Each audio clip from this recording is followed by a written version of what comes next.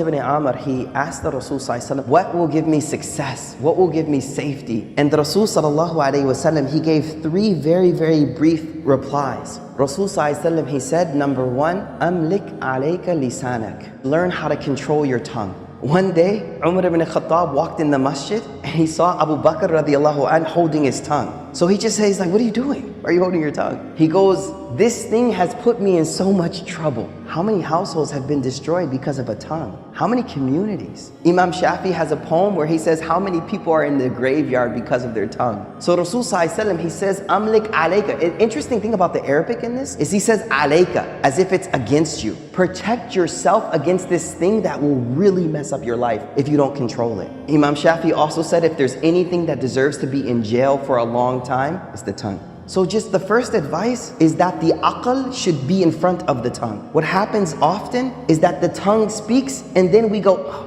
what did I just say? The reason a word is called a lafadh, in Arabic, lafadh just means to like throw something, right? Because it's like an arrow. Once you shoot it, you can't get it back. You say something to your daughter, your wife, your brother, your sister one time, the rest of their life they'll remember. You can apologize for 10 years, but it stays there. And that's why Imam Shafi says, the cut from the sword will heal, but the cut from the tongue will never heal. The way we learn how to speak. You know how when you have an infant, a toddler, and we celebrate speech, we're like, the first word, and then they never shut up after, right? So they say the same way we learned how to speak and we focus so much on how to speak, we also need to learn silence as well. You know, remember when we were small, we used to put kids in timeout? Timeout, don't say anything, just sit there quietly. I think a lot of us adults need some timeout, you know what I mean? So learn how to be quiet more, number one. Number two, Rasul ﷺ said, وَلْيَسَعْكَ بَيْتُكَ. Beautiful advice. Make your house enough for you. Meaning, make the house a place that you're comfortable being. Being there, being with your children there, being with your wife there, being with your family. Just make your house comfortable for you, enough for you.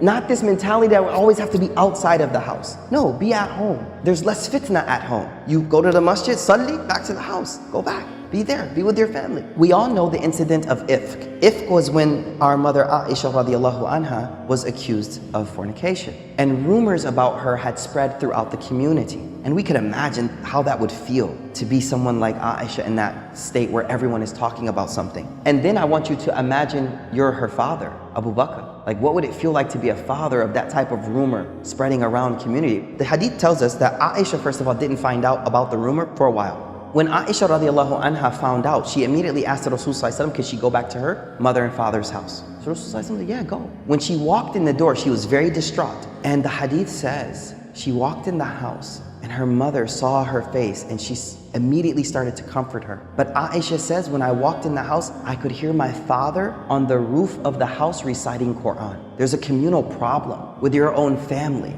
But where is he at? He's on the roof of his house, وَلْيَسَعْكَ بَيْتُكَ, and he's reciting Quran. Now that doesn't mean he didn't do anything to try to fix it, but I think sometimes we need to realize that sometimes the most I can do is focus on my relationship with Allah. And that's what he was doing. He wasn't being not active. He was saying, you know what?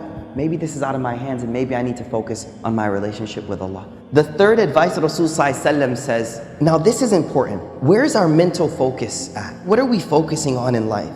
Rasul ﷺ, he wants to direct our priorities. The end of this hadith says, وَابْكِ عَلَى خَطِئَتِكَ. Cry over your sins. Now, the only way you'll cry over something is when it's a priority in life and when you focus on it. And so what I feel this hadith does for me is it reminds me that there are a lot of problems in the world right now, whether they be global, whether they be communal, whatever they may be. But the thing that my heart should be primarily preoccupied with are my sins. How many of you have actually today thought over your sins? I think if we were honest, only a few of us may have actually sat and thought over them, let alone cry. See, we won't cry over them unless we actually take the first step and mentally prioritize them and think about them. One of the major problems we have is we're focusing on other people's uyub and not our own faults. So let your own faults preoccupy you from the faults of other people. Focus on your own ma'asi, your own sins. So 3 things. Number 1, let's control our tongue. Think about what we say. Number 2, be comfortable at home. Number 3, focus on your sins. Go to sleep, think of what did I do today? And say, Ya Allah, there's a lot I did wrong today. Wrap that up. Don't go to sleep with that staying there. Don't go to sleep with those sins just sitting there. No, before you go to sleep, do that tawbah, clean those out, inshallah. May Allah subhanahu wa ta'ala give us